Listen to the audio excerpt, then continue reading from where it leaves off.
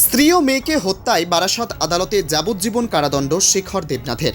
নিজের স্ত্রী এবং মেয়েকে নির্মমভাবে হত্যার অভিযোগে বারাসত আদালত শেখর দেবনাথকে যাবজ্জীবন কারাদণ্ড এবং 10,000 টাকা জরিমানা করেছে। 2018 সালের 18 মার্চ হাবড়ার এই মর্মান্তিক জোড়া খুনের ঘটনা ঘটে। অভিযোগ অনুযায়ী শেখর দেবনাথ কাঠের মুগুর দিয়ে স্ত্রী এবং মেয়ের মাথায় আঘাত করে তাদের হত্যা করে। এরপর গলায় দড়ি দিয়ে ঝুলিয়ে ঘটনাকে আত্মহত্যার রূপ দেওয়ার চেষ্টা করে। ঘটনার তদন্তে নামে হাবড়া থানার পুলিশ।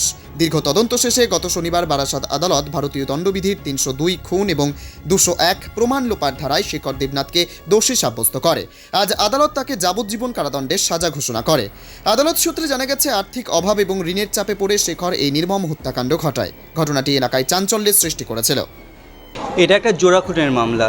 এটা 2018 সালের আপনার 18 মার্চে মামলাটা ঘটেছিল। মানে বাবা হাজবেন্ড নিজের স্ত্রী এবং মেয়েকে মাথায় কাঠের মুগুর দিয়ে প্রথমে খুন করেছে। মানে মা যখন বাজারে গেছে সেই সময় মেয়ে মাধ্যমিক দিচ্ছে, সেই সময় তার মাথায় কাঠের মুগুর দিয়ে প্রথমে মেরে তাকে মেরে অজ্ঞান করে। তারপরে মৃত্যুটাকে কনফার্ম করার জন্য গলায় দড়ি দিয়ে স্ট্র্যাঙ্গুলেশন করে দেয়।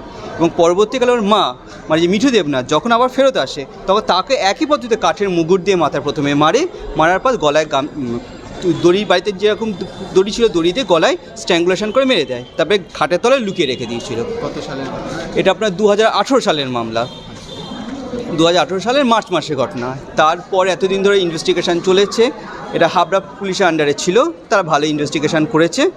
এবং এই মামলার যিনি পিপি সাহেব ছিলেন মৃণালকান্তি দাস, আজ ওনারই থাকার কথা, কিন্তু উনি খুব অসুস্থ বলে উনি আজ থাকতে পারেননি। কিন্তু উনি অনলাইনে গুগল মিটে উনি হিয়ারিং করেছেন, করে আজকে এটা হলো। এবং আমাদের লার্নেড FT3 স্যার ম্যাডাম ওনাকে গত শনিবার দিনকে ওনাকে 302-201 মারের এবং প্রমাণ লোপের বিরুদ্ধে ওনাকে দেয়া হয়েছে ওনার শাস্তিটা। আর আজকে দেওয়া হলো তার 10 বছরের শাস্তি হলো।